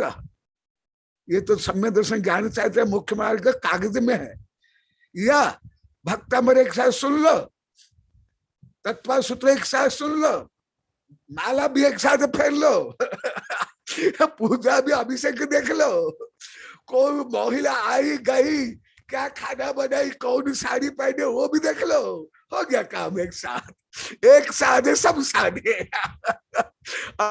अब लोग का ऐसे एक साधे सब साधे, ऐसे नहीं। सुन लो, और स्वयं आचार्य बता रहे हैं, सुन लो, जो अभी विज्ञान बहुत इसको प्रसिद्ध कर रहा है, जैसे सैलमेंडर आदि, जेलीफिश, छिपकली और भी बहुत ऐसे, वो क्यों उनके शरीर का अब कट जाने के बाद फिर कैसे उग जाता है, और अनेक पशु पक्षी जल्दी बूढ़े क्यों नहीं होते, अनेक पेड़ 4-5 हजार वर्ष तक बूढ़े नहीं होते, और मानव क्यों बूढ़े हो जाते हैं, इसका भी अभी विज्ञान का अनुसंधान का विषय है। तो वो देखा अभी आचार्य श्री आगे बता रहे हैं, श्लोक नंबर 31, न जरास्य न खेदो वा न उपघातोपि जातु चित केवलम सुख साधभूत मही तल्पे अमहीयत। आप लोग को अनेक बार बताया हूं, परंतु ज्यादा नहीं बताया हूं, मैं बहुत पढ़ा हूं।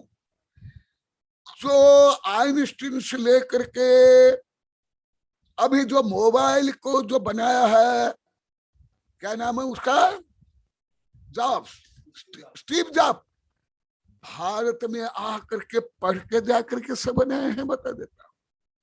केवल योग, आध्यात्मिक, शाकाहार इसके नहीं, ये उच्चतम विज्ञान का भी अनुसंधान विदेश के लगभग सब वैज्ञानिक भारत में आते हैं, या भारतीय साहित्य पढ़ करके वो अनुसंधान करते हैं। इसलिए मेरी किताब में मैं लिखा हूं, जब भौतिकवादी आगे बढ़े हैं, हम आध्यात्मिकवादी पीछे रहेंगे। मैं मेरे लिए लिखा हूं, आप लोग को सबके लिए लिखा हूं। और जो मैं आप लोग को अनेक बार बोला, मैं अभी विद्यार्थी हूं, मैं अभी 32 वर्ष से रिसर्च कर रहा हूं। मैं क्या रिसर्च करता हूं उसका थोड़ा सा प्रसाद आप लोग को दे रहा हूं। पेट भर के नहीं दे रहा हूं, पेट भर के देखूंगा तो अपच हो जाएगा, उल्टी दस्त, हैजा पेट फूल जाएगा आप लोग का। जैसे पहले पेट फूल गया था, हैजा, दस्त, सिर दर्द हो आदि रोग हो गए थे। इसलिए अभी पहले आप लोग को क्या कर रहा हूं, आयुर्वेद में 5 उपचार है, पहले वो उपचार कर रहा हूं।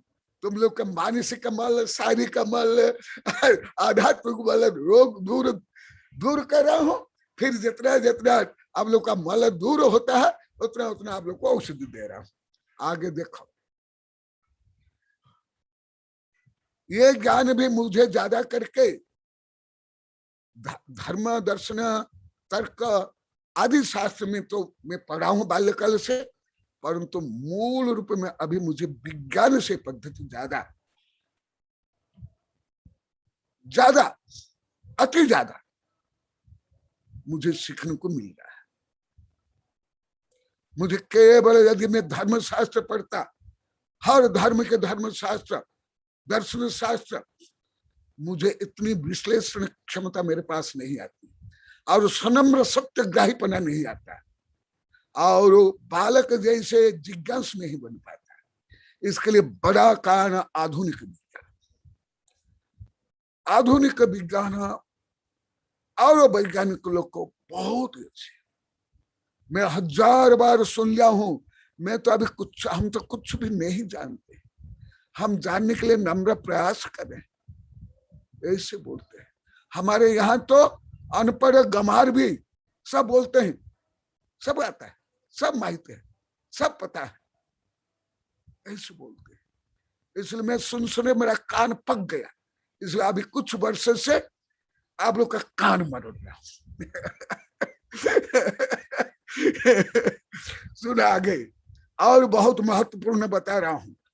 जैसे आप लोग को भी सब अनुभव करते हो, आप लोग को सब बोलते हो, गुरुदेव हम वेबिनार सुनते हैं, आहार देते हैं, ये आपकी सेवा करते हो तो हम बहुत स्वस्थ हो गए, सबल हो गए, प्रसन्न रह रहे हैं। आप लोग इतना बार बोल दिए, उसका कारण भी यही है। देखा, न जराश न खेदो न उपघात अपि जातु चित, केवलम सुखम साधभूत मही तल्पे अमही यथ। श्लोक नंबर 31। उन्हीं का शरीर कभी बूढ़ा नहीं हुआ। आधुनिक विज्ञान के अनुसार जो अनेक प्रकार जीन है और सेल्स है, हर समय करोड़ों अरब सेल्स मरती है और हर समय करोड़ अरब सेल्स जन्म लेती है। जैसे सर्प कांचुली छोड़ता है, आप भी मैं भी हर समय में डेड सेल को छोड़ रहे हैं, डेड स्किन को भी छोड़ रहे हैं, और अनेक सेल है, अनेक डीएनए आरएनए है जो वृद्ध होने के लिए, रोगी होने के लिए कारक है। तो भगवान के पास ऐसे पाप कर्म जो जल्दी शरीर को बूढ़ा बना देता है, रुग्ण बना देता है, ये नहीं थे। और जो अभी सब में बता रहा हूं वो सब कारण, न जरा, वो कभी बूढ़े नहीं हुए, यहाँ तक कि कभी पूछ मूछ भी उगने वो पूछ मूछ से दाढ़ी से रही, भले करोड़ों अरब खरब वर्ष के भी हो। इसलिए आप लोग देखना, जैन धर्म के भी महापुरुष, हिंदू धर्म के महापुरुष, बौद्ध धर्म के महापुरुष की दाढ़ी मूछा है क्या? भले आप लोग के सब कुछ भी सोच नहीं पाते हो, समझ नहीं पाते हो, अनुसंधान करना तो बाबा भगवान जाने, परंतु आप लोग को चित्र में देखे रामायण महाभारत सीरियल आपने देखी ना, उसमें कृष्ण दाढ़ी मूछ सहित, सलाखा पुरुष दाढ़ी मूछ सहित, कृष्ण राम दाढ़ी मूछ सहित। क्यों? ऐसे जीन ही नहीं उनका, ऐसे कर्म ही नहीं है। इसी प्रकार भगवान के पास ऐसे पाप कर्म नहीं जिससे वो बूढ़े हो जाए। ऐसे ही अनेक पशु पक्षी भी है, वो बूढ़े नहीं होते। जैसे मैं अभी बताया सैलमेंडर आदि। सैलमेंडर भारत में नहीं है, ना भारतीय वैज्ञानिक का अनुसंधान किया, ये विदेश में है और विदेश से वैज्ञानिकों ने अनुसंधान किया है। ऐसे ही जेलीफिश और भी बहुत निम्न श्रेणीय जीव होते हैं, वो कभी बूढ़े नहीं होते हैं। वो ये तो आप लोग को स्कूल कॉलेज में पढ़े होंगे, वो सेल डिवाइडेड होकर के नवीन जीव उत्पन्न कर लेते हैं। तो और सुनो, भगवान को कभी खेद नहीं होता है, और खेद होना बूढ़ापा का बड़ा कारण। बाल पकना, झुर्रियां आना, रोग होना, डिप्रेशन होना, जो आप लोग को अनेक बार बता दिया हूं, 95 शारीरिक रोग मानसिक रोग से। तो खेद नहीं। क्यों? जो भूतकालीन जो चिंता है उससे डिप्रेशन होता है, उदासीनता आती है। भावी कालीन सुघटना दुर्घटना के लिए चिंता होती है, और जो वर्तमान में जीता है, आत्मा में जीता है, वो प्रसन्न रहता है। इसलिए खेद भी नहीं करते थे। आप लोग जो खेद करके स्वयं को जलाते हो, भले बोल लेते हो, चिंता सबको जलाती है और चिंता शरीर को जलाती, जिंदा को जलाती। ये हर प्रदेश में बोलते हैं, आबाल वृद्ध भी बनते हैं, परंतु जानते कुछ भी नहीं, करते कुछ नहीं। और ज्यादा पढ़े लिखे लोग तो ज्यादा चिंतित है, ज्यादा डिप्रेशन है, ज्यादा आत्महत्या करते हैं। और जिनको आप लोग को महानायक मानते हो, देवी मानते हो, हीरो हीरोइन मानते हो, वही ज्यादा डिप्रेशन, वही ज्यादा कलह, वही ज्यादा परस्त्री गमन, वही ज्यादा नस्ली चीज सेवन, वही ज्यादा आत्महत्या करते हैं। मैं पहले बोलता था मेरे साधु शिष्य भी गलत मानते थे। सुन लो, मैं 22 वर्ष पहले लिखा हूं, देख लो मेरी किताब में। मैं जब ये बोलता था जैन श्रावक गृहस्थ विद्यार्थी टीचते पगले हैं, उनके दास है, परंतु मेरे साधु शिष्य भी इसको गलत मानते थे। वो मानते थे, उनको जब करोड़ों लोग को पूछते हैं, जय जयकार करते हैं, महानायक मानते हैं, वो कैसे गलत होंगे?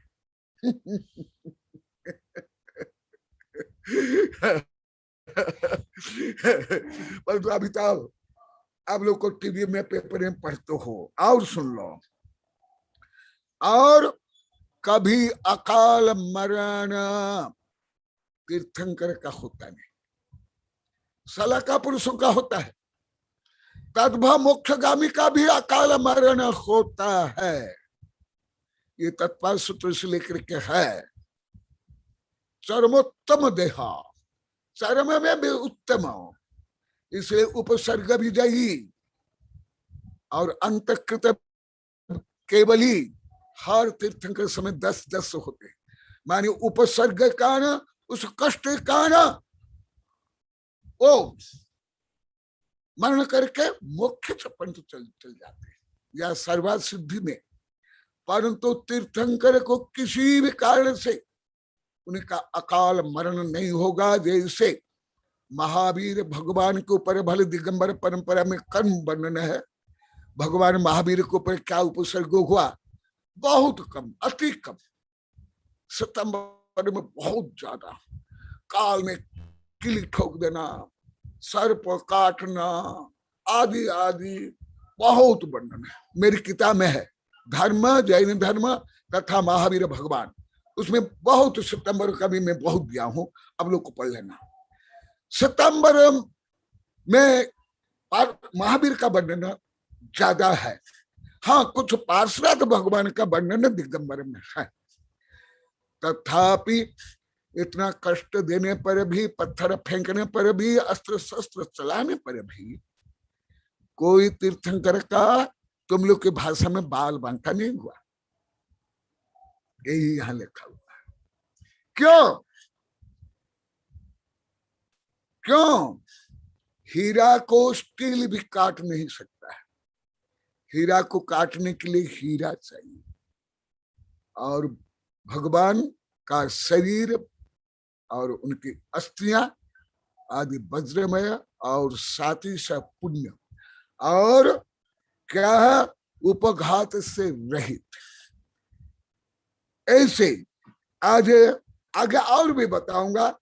इसके माध्यम से आप लोगों को शरीर विज्ञान, स्वास्थ्य विज्ञान, आयुर्विज्ञान, जैन धर्म, कर्म सिद्धांत, ये उदाहरण है। भले आप लोग को अन्य के बारे में नहीं जानते हो, परंतु पंच कल्याण तो होता है। आप लोग को जाते हो, देखते हो, भाग लेते हो। तो अभी जैसे मैं जब से पढ़ा रहा हूं, सब बता रहे हैं गुरुदेव पहले हम पूजा करते थे, षोडशकाल भावनी की पूजा, यहां ही बैठे हैं ब्रह्मचारी आदि, कुछ भी नहीं समझते थे। अभी 3-4 दिन पहले बोले, 3-4 दिन अभी जब इन लोगों ने पूजा की, तो इसलिए आप लोग पंच कल्याण करते हो, पूजा करते हो, जयमाला, आरती करते हो, सब उसमें यही है। इसका बहुत कम भाग है, अति कम भाग है। तुम कोई भी पूजा कर लो, कोई भी पंच कल्याण कर लो, कोई भी विधान कर लो, जो मैं बता रहा हूं इसका ही छोटा छोटा भाग है, बहुत छोटा छोटा भाग। इसलिए बड़े बड़े पंच कल्याण में बड़े बड़े आचार्य, हमारे संघ के लेकर अन्य संघ के आचार्य से लेकर सब जो पंच कल्याण दिग्गज पंडित ही मुझे बोलते हैं, अनुरोध करते हैं, मैं मना करने पर भी गुरुदेव आप वही करना पड़ेगा। क्यों? मैं यही सब रहस्य बोलता हूं। मैं केवल प्रवचन करने के लिए पंच कल्याण में जाता हूं, अन्य समय में हाथी, घोड़ा, पालकी, नालकी, तुम्हारे जो सब कुछ धर्म है, बोली वगैरह में नहीं जाता, वो मेरा काम भी नहीं है। और वो तो सब आप लोग को मास्टर हो। तो ये समय में पंच कल्याण में यथा योग्य ये सब बोलता हूं। तो अभी आप लोग को एक साथ पंच कल्याण, देव शास्त्र गुरु की पूजा, तीर्थंकर की पूजा, षोडशकाल पूजा, परिसर पूजा, वो सब रहस्य बता रहा हूं। कम से कम मेवाड़ बागड़ के और कॉलोनी से लेकर के 5 गांव के तो लोग को बोल दिए हम कुछ भी नहीं जानते, और ये सत्य बोलते, कोई झूठ नहीं। इसलिए अभी यहाँ इतना परिवर्तन हो रहा है, कोई ये नम्रता भी नहीं है, एकदम सत्य बोलते। इसलिए अभी यहाँ इतना आनंद आ रहा है, बिना बोले विधान यहाँ रोज चल रहा है। लगभग यहाँ रोज विधान चल रहा है। कभी कभी क्या क्या विधान कर ले पंडित जी, ब्रह्मचारी जी, कितने विधान हो गए, अभी और भी विधान होने वाला है। मुझे अभी कल परसों ही नगिन जी बोले गुरुदेव अब विधान होगा, आप हमको समझाना। तो मैं संदर्भ के अनुसार, समय के अनुसार ज्यादा कर वेबिनार में समझाऊंगा, अन्य समय में नहीं है। तो अभी इसलिए यहाँ वेबिनार इतने विधान करते जा रहे हैं, कोई आडंबर नहीं, कोई बोली नहीं, कोई दबाव नहीं, कोई लड़ाई झगड़ा नहीं। तो इसलिए आप लोग को सबको ऐसे करना है। जय महावीर भगवान की जय। नमस्ते गुरुदेव, नमस्ते गुरुदेव। मैं आपके सुबह के प्रवचन के कुछ आवाज कम आ रही, अगर सुनाई नहीं दे रहा है। अरे स्पीकर सेट करो गुरुदेव के पास। हाँ दादा बोलिए। नमस्ते गुरुदेव। हाँ, मैं आपके प्रवचन सुबह के कुछ अंश यहाँ पर प्रस्तुत करना चाहता हूँ गुरुदेव, आज्ञा हो। कहता हूँ, मैं सुबह भी बोला था, कई बार बोला, हर वेबिनार में उपस्थित देने में प्रथम स्थान है महावीर जी कोटा वाले हमारे भक्त। हर वेबिनार में रहते हैं, भले कोई भी साधु, अनेक सितंबर साधु के वेबिनार में बोल रहा हूँ, मेरे वैज्ञानिक शिष्य के वेबिनार में बोल रहा हूँ, विदेश में जो वेबिनार हो रहा है उसमें भी मैं बोल रहा हूँ, परंतु मैं देखा हर में उपस्थित रहते हैं, कोई वेबिनार छोड़ते नहीं है। सबसे ज्यादा और वे कुछ रहते हैं परंतु प्रथम स्थान ही निका है, हर वेबिनार में रहते हैं, क्योंकि इन्हें अभी 2003 में नियम ले लिया है। मेरे कई वैज्ञानिक प्रोफेसर नियम जैसे लिए, ये भी नियम लिए है। गुरुदेव मैं रिटायर्ड हो गया, ये बैंक में मैनेजर थे, मैं रिटायर्ड के बाद आपके पास ही पढ़ूंगा, धर्म के प्रभाव न करूंगा, तो इसलिए अभी कोरोना काल यहाँ नहीं आ पाए, इसलिए उनके प्रतिज्ञा पालन करने के लिए वेबिनार में बैठ करके पढ़ रहे हैं। गुरुदेव सुबह आपने फरमाया, आज शिक्षक दिवस पर प्रातः के व्याख्यानों में गुरुदेव ने बताया कि आज हमारे पूर्व राष्ट्रपति डॉक्टर राधाकृष्णन सर्वपल्ली के जन्म दिवस के अवसर पर यह शिक्षक दिवस मनाया जाता है। वस्तुतः गुरु कौन है, इस पर हम विचार करें। जो गुणों में भारी होता है उसे गुरु कहते हैं। गुरु को पहले स्वयं को ज्ञान और सदाचार से दीपक बनकर प्रकाशित करना होगा। गुरु को आधुनिक काल के ज्ञान विज्ञान से अपडेट होना होगा। गुरु के आशय उद्देश्य से प्रशस्त हो, गुरु प्रतिभा संपन्न हो, नवीन नवीन ज्ञान से युक्त हो, गुरु दयालु हो, गुरु का लक्ष्य महान हो, शिक्षा आनंददायी हो, प्रसन्न भाव हो, गुरु क्रूर कभी नहीं होना चाहिए, स्वयं अनुशासित हो और विद्यार्थियों को अनुशासन में रखने की कला जानता हो, स्वमत परमत का ज्ञाता हो, विद्यार्थी अनुशासन प्रिय हो, विनयवान हो, तनाव मुक्त वातावरण हो, गुरु तथा गुरु के द्वारा दी जाने वाली शिक्षा के प्रति समर्पित हो। विनय होगा तभी विद्या प्राप्ति संभव है। गुरुदेव आपने बताया विद्या का उद्देश्य बुद्धि में वृद्धि, मस्तिष्क का विकास, सदाचार व्यवहार के गुणों का विकास, आत्मोन्मुखी एवं रोजगारोन्मुखी हो। माता पिता अपने बच्चों को की शिक्षा के प्रति सजग रहें। बचपन से विद्या प्राप्ति के अनंतर यदि उनमें सद्गुणों का विकास नहीं हो रहा है तो ऐसी पढ़ाई नहीं करवाएं। यदि फिर भी उसी संकल्प को दोहराते हैं रहें तो गुरुदेव उन्हें आपने पूतना की संज्ञा से संबोधित किया है। पूतना जो भगवान कृष्ण को अपने दूध के साथ जहर पिलाने आई थी, उसका आपने ऐसे माता पिता को वो उनकी संज्ञा दी है। आज देश की शिक्षा में मात्र नंबरों की गणित का खेल हो रहा है, जिसमें 90% लाने वाले छात्र भी आगे शिक्षा प्राप्ति में मायूसी का मुंह देख रहे हैं। अतः आगे की शिक्षा में विद्यार्थियों को उचित स्थान प्राप्त होना चाहिए। गुरुदेव आप सभी विधाओं के महाज्ञानी हैं, फिर भी अपने को सदैव विद्यार्थी बनकर अपडेट करने में रहते हैं। गुरुदेव इसी तरह आज के शिक्षकों को होना चाहिए।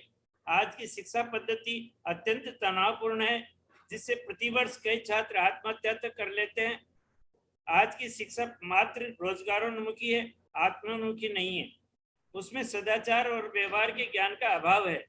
गुरुदेव की ये पीड़ा है कि छोटे छोटे बच्चों को स्कूल में अध्यापक बड़ी बेरहमी से मारते पीटते हैं, जिससे बाल्यकाल से बच्चों में हीन भावना आ जाती है और वे कुमारगामी हो जाते हैं। अतः शिक्षकों के व्यवहार में मृदुता होना आवश्यक है। गुरु को मनोहारी होना चाहिए। इस तरह से गुरुदेव आपने और भी कई विधाओं से सुबह हमें समझाया। नमोस्तु गुरुदेव, नमोस्तु स्वामी, नमोस्तु। बहुत सुंदर, बहुत सुंदर। Welcome to you. मैं अभी कुछ दिन से आप लोग को प्रहार कर रहे ना, शुद्ध भाषा बोलो, धारा प्रवाह बोलो।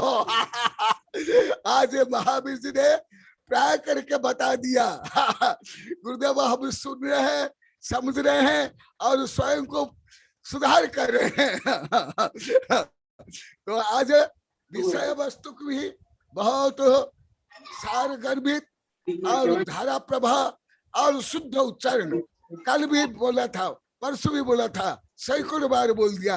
तो अभी धीरे धीरे जो मैं पानी सींच रहा हूँ वो अंकुर हो रहा है, वृक्ष बढ़ रहा है। हाँ, परंतु अभी भी मैं जो चाहता हूं या यथार्थ उस डिग्री से बहुत नीचे आप लोग सब, वहां तक आप लोग कोई नहीं पहुंच पाए अभी तक। कोई टीचर नहीं, कोई अधिकांश साधु संत नहीं। इसलिए जो मैं प्रहार कर रहा हूं उसका फल भी मिल रहा। आज महावीर जी ये मेरे बहुत वर्ष के भक्त शिष्य है। कोई अभी का आजकल 10-20 वर्ष नहीं है। बहुत पढ़ते हैं, शिविर में रहते हैं, आदि करते हैं, आहार देते हैं, सेवा करते हैं। परंतु आज विषय वस्तु, प्रोनाउंसिएशन, धारा प्रभा आज पहले से अधिक स्पष्ट, सुंदर और ग्राह्य और रुचिकर है। तो मैं ऐसे ही सबके लिए चाहूंगा। अन्य में तो बहुत परिवर्तन हो गया, परंतु क्यों आप लोग को भाषा आप लोग को नहीं आती है, मुझे आप लोग कारण तक नहीं बता पा। छोटा मोटा कारण बता, हमको हमारे सर पढ़ाए नहीं, हमारे सर भी ऐसे हैं, हम तो व्याकरण पढ़े ही नहीं, जबकि यहाँ ही सब व्याकरण किताब यही रंजना ला कर दी है, वही मास्टर साहब ला कर दिए हैं। हाँ, और सब साधु संत से लेकर आदिका से लेकर के सब बोल दिए, हम तो व्याकरण पढ़े ही नहीं। कितना वर्ष तक बोले, मुझे विश्वास नहीं हुआ। अभी सबसे तुम लोग को मंगाया कि नहीं रंजना इतनी किताब। तो इसलिए आप लोग को अन्य में तो बहुत परिवर्तन कर लिए, परंतु भाषा में क्यों नहीं कर पा रहे, मुझे संक्षेप में अभी कारण बताएंगे। तो मैं आपके योग्य उपाय बताऊंगा, परंतु करना पड़ेगा आप लोग को। हाँ, कारण बताओ। सबसे पहले तो आप लोग को उच्चारण शुद्ध नहीं किया, जैसे कल बताया था। कोई अक्षर कल बता रही थी महिला, और पहले भी बताए, ये है बनने वाला उच्चारण, नहीं, गलत। और ये भी उच्चारण है, छोटी बड़ी, छोटी बड़ी हो, ये प्रोनाउंसिएशन है। ये भी आप लोग को नहीं जानते। ह्रस्व, दीर्घ और प्लुत,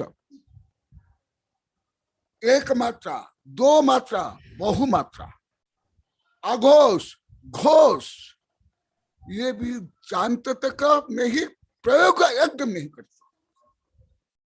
और सब में तो अलोप, सब में अलोप। तो आज महावीर जी को मैं धन्यवाद दे रहा हूं, स्वागत कर रहा हूं, और जो मेरी पिटाई वो मिठाई रूप में आप लोग को ग्रहण कर रहे हो, इसलिए मुझे प्रसन्नता भी है। तो यहाँ के लोग तो 1000 बार बोल दिए हैं। आप लोग को जो दूर हो, जैसे कि हिंदी भाषी, आप लोग को उच्चारण अभी भी क्यों नहीं, मेरे वैज्ञानिक प्रोफेसर शिक्षक भी नहीं। सबसे अधिक भाषा ज्ञान में कई बार बोला, बीना भी यहाँ बैठी है। सबसे मेरे आचार्य इसलिए वैज्ञानिक प्रोफेसर से सबसे ज्यादा भाषा ज्ञान और विषय वर्णमाला ज्ञान प्रभात को थी, परंतु उनको भी अभी, पहले तो नहीं बोला 14-15 वर्ष तक का, अभी 2007 से मैं बोला था एकांत में, फिर 2017 में चित्री में बोला, फिर 18 में नंदोड़ में बोला। तो ये क्या कारण मुझे बताओ। मुझे जो पाणिनि व्याकरण पढ़ाए 1981 में श्रवण बेलगोला में, वो बोलते थे कि क्षुल्लक जी हिंदी भाषी को हिंदी उच्चारण नहीं आता है। कारण भी मुझे बताए थे, परंतु उस समय मुझे समझ नहीं आया। अभी मुझे धीरे धीरे समझने आ गया। तो आप लोग कारण एक एक वाक्य में बोला, समय तो हो गया, फिर मैं रिसर्च करूंगा,